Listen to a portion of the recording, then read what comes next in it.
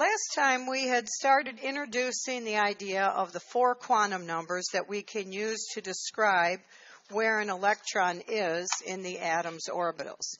And we had introduced the principal quantum number n. We said the accepted values were 0 to infinity. The secondary quantum number L, which could go from 0 up to including n minus 1. The magnetic quantum number m sub L, that goes from negative L to 0 to positive L, and then the spin quantum number. And we were just starting to introduce the idea of the relationship of these quantum numbers to the periodic chart. So the periodic chart is really useful to help us sort this mess out. When we look at this, we have the periodic chart is divided into 4 chunks. The first 2 columns we identified as the S block. The second, or the last 6, is the P. Middle 10 is the D block, and the bottom 14 is the F block. So when we look at this, and we start to think about the position that these boxes have in the periodic chart, the number n is related to the period number in the chart. And we said that in the S and P blocks, n is the period number. In the D blocks, n is the period number minus 1, and in the F block, n is the period number minus 2. And that's kind of where we left off last time. So now let's look at the secondary, or the azimuthal quantum number. When we look at the secondary quantum number, in this case, it is related to the chunks in the chart. So in the first chunk, which is the S block, L, the secondary quantum number, is equal to 0 all the time. Over here in the P block, L is 1. In the D block, L is 2. And in the F block, L is 3. So if you look at your chart, we can look at these chunks. Over here, L is 0. L is 1, L is 2, and L is 3. Why are you looking at me funny? Did we do M sub L? Yes. And we did M sub S? Oh, so where did we stop?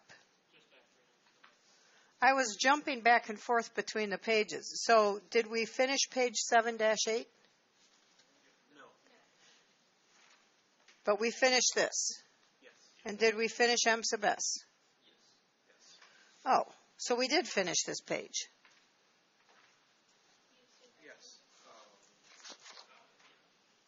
And we said that M sub S, for every 2 columns, the first one is a plus 1/2 and the second one is a minus 1/2? Mm-hmm. Yeah. Okay. But we didn't do this. No. Okay.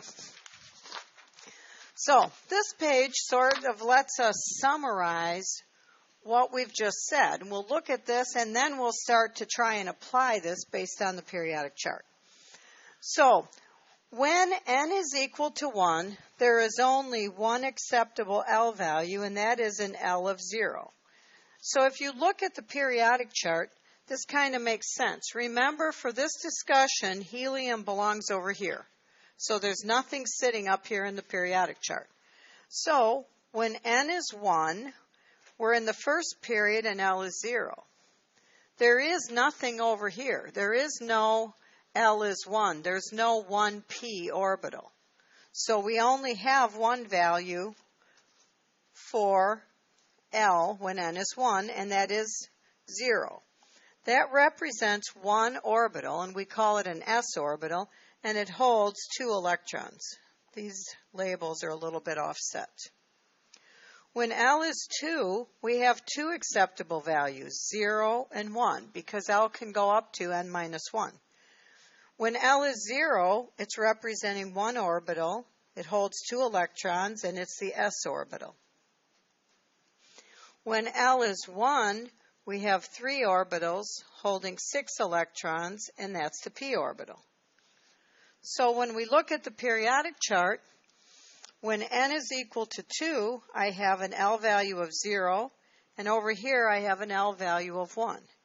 But there's nothing right here for an L value of 2. There is no 2d orbital. There's a 2s and a 2p. Now when we get to n is equal to 3, there are 3 L values, 0, 1, and 2.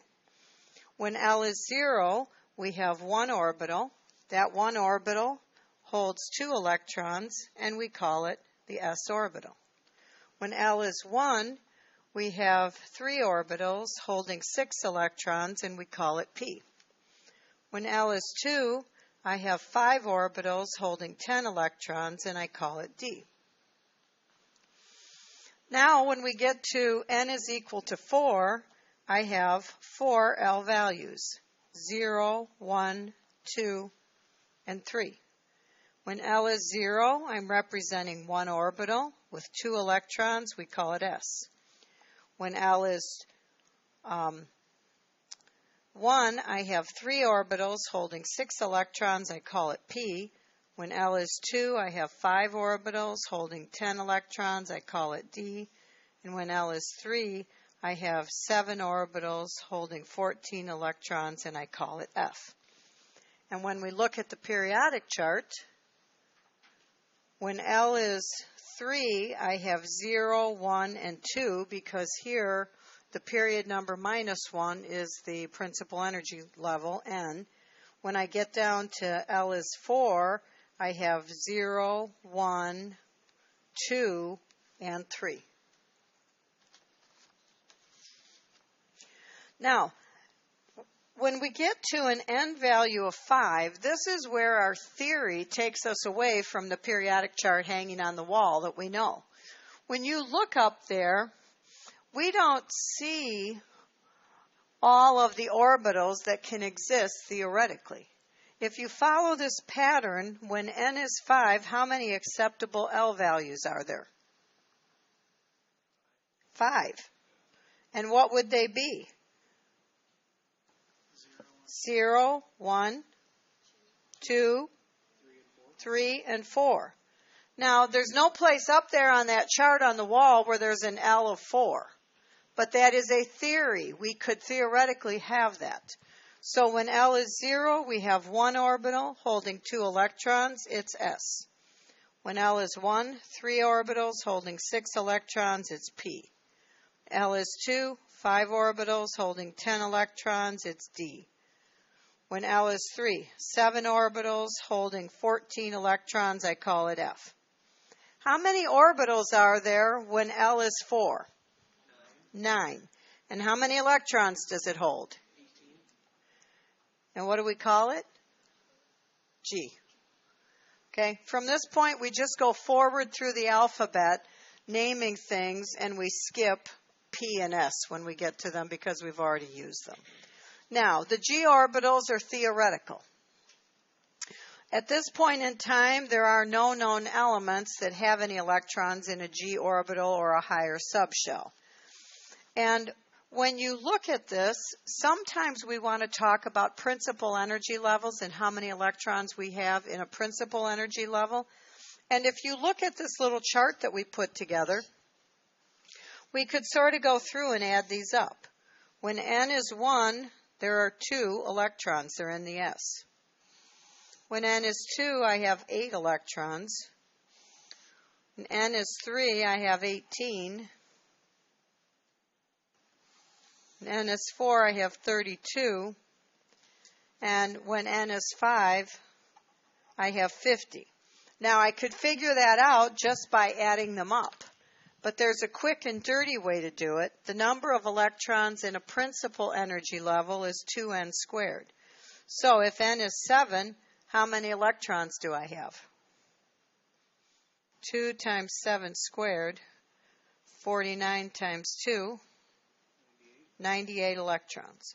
So you can calculate the number of electrons in any principal energy level just by knowing the principal energy level. You don't have to go through and add them up the way that we did.